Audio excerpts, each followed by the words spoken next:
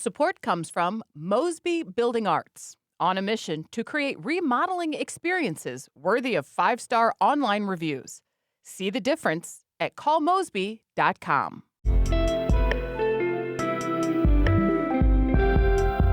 From the St. Louis Public Radio Newsroom, this is The Gateway. It's Wednesday, March 11th. I'm Abby Larico.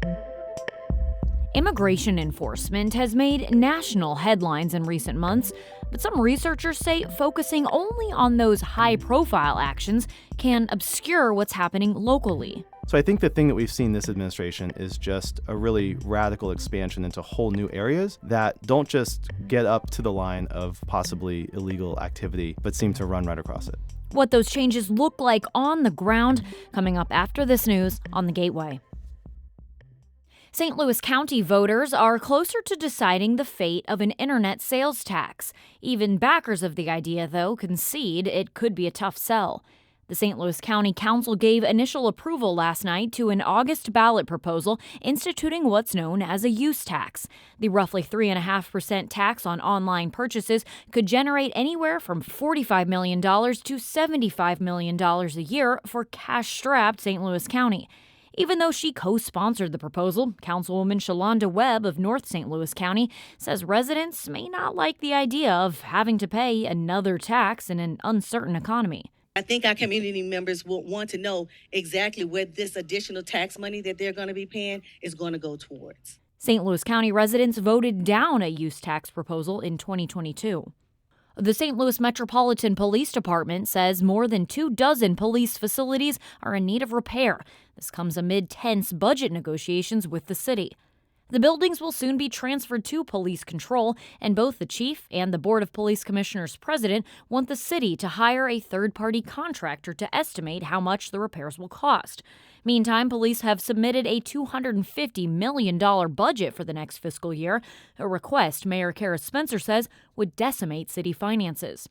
Chris Saraceno is president of the police board. It's important for all of us to understand that facility maintenance is a real and measurable cost of operating a modern police department. Police say they put $25 million in the budget as a placeholder for how much repairs would cost. Legislation to expand the Gateway Arch National Park's boundaries in Illinois has been filed in Congress, and elected officials gathered in East St. Louis Tuesday to celebrate. As St. Louis Public Radio's Will Bauer reports, this is one of the first steps to formalize the idea that's been recently renewed. The nonprofit Gateway Arch Park Foundation, East St. Louis, and others want the national park grounds to expand across the Mississippi River. While part of the initial 1940s vision, expanding the park into Illinois has never come to fruition. The new bill filed in Congress would amend the current boundaries to include roughly 50 acres in East St. Louis.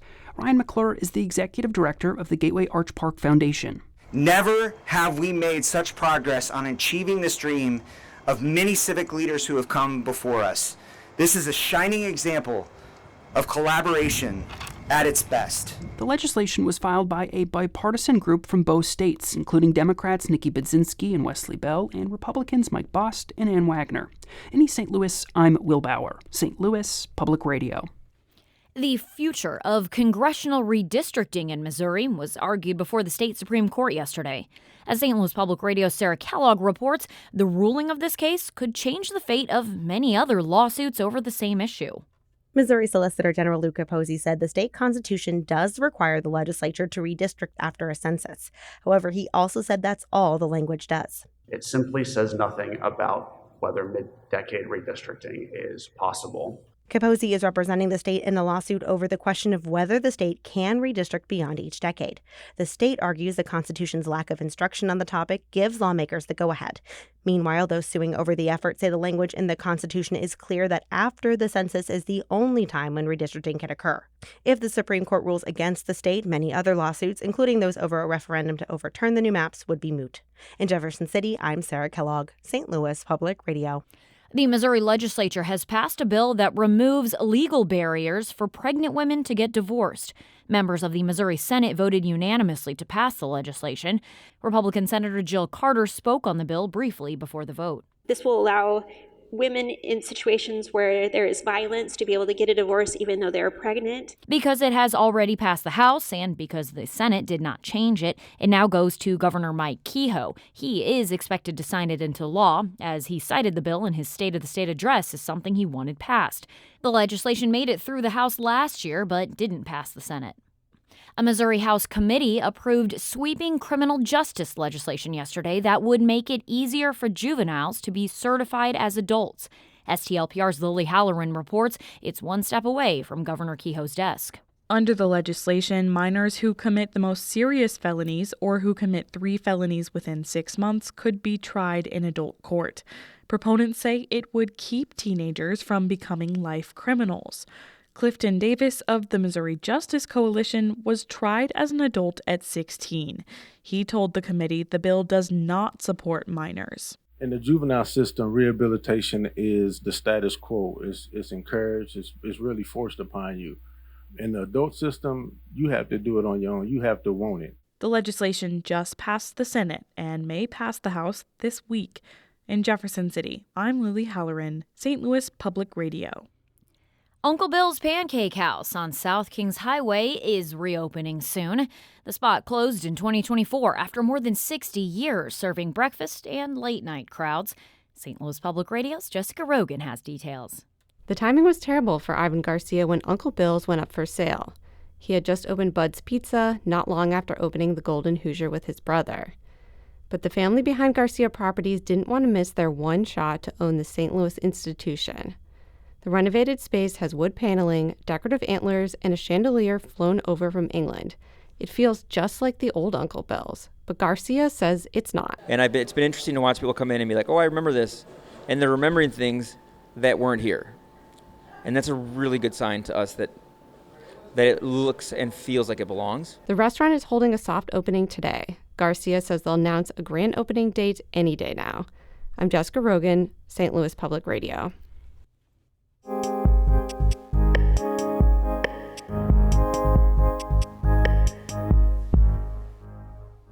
The intensity of immigration enforcement efforts, both nationally and in the St. Louis area, has grown under President Donald Trump's second term. St. Louis Public Radio's Brian Munoz has been following this.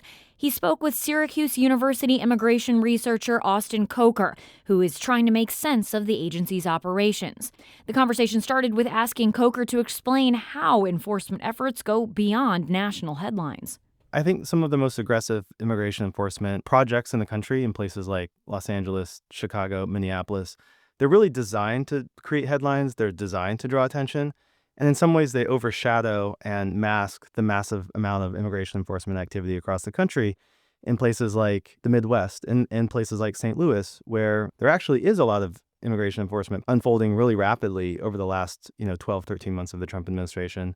And so I just think it's really important that even though we need to follow what's happening on the national scale, we also just need to look locally, because it's not only what can we understand about immigration enforcement, it's also what can we do and where can we act. And most of us can't act nationally. We can really only act locally. So understanding what's happening in our local context is in some ways more important than trying to follow every single big headline in the news. There's a growing number of local municipalities here in Missouri that are signing agreements with ICE called 287G agreements or contracts. Can you explain what those are and what does that mean practically? Basically, that means that when a sheriff's office or state highway patrol, like it's here in Missouri, or any one of the other, nearly 40 jurisdictions in Missouri sign on to 287G, it means that they are taking on the role in some part of the federal immigration enforcement agencies. It can look a couple different ways. The most concerning and aggressive one, however, and the one that is now dominant across the country as well as here in Missouri, is the task force model. The reason the task force model is so concerning to many of us is, given the fact that oversight and accountability mechanisms have been all but abolished within the agency to begin with, this most aggressive model of 287G means that if law enforcement officers are out there, there's no guarantee that state highway patrol officer, sheriff, or cop can do any better of a job than the ICE officer is. And typically those officers will receive much less training even than the ICE officers. And so the concern is, and the evidence is that this can exacerbate community concerns around racial profiling, can lead to unlawful arrests, And for these agencies can generate backlash of lawsuits that can and have cost taxpayers in these jurisdictions a lot of money. So some people who have been detained in these rural Missouri jails that have the 287G agreements have told me, and immigration advocates have reemphasized, is that they don't feel like the jails were ready for the influx of people that they've experienced in this last year and some change. And that's led to alleged challenges in the conditions there around medical treatment or nutrition or things of that nature. Do you think jails are ready for this moment, or do you think people really didn't expect the level of detention that we're seeing now? So one of the things we've seen from the start of the Trump administration is the national detained population has gone from less than 40,000 people, which was already really large, to over 70,000 people in just 12 months. We've never seen immigrant detention grow this quickly. We've never seen this many new detention facilities come online across the country. We've never seen this many county jails roped into holding people for the federal government. So I think across the entire country, the immigrant detention infrastructure has ballooned in a way that was very hard to imagine as recently as a year ago. And we've definitely seen the infrastructure struggle to maintain adequate level of care for people in detention. That was immigration researcher Austin Coker speaking with St. Louis Public Radio's Brian Munoz. You can hear an extended version of their conversation on St. Louis on the Air at noon and 7 p.m. today or online at stlpr.org. The Gateway is a production of St. Louis Public Radio, a listener-supported service of the University of Missouri-St. Louis. Music by Ryan McNeely of Adult Fur. I'm Abby Larico, and from the St. Louis Public Radio Newsroom, thanks for listening to The Gateway.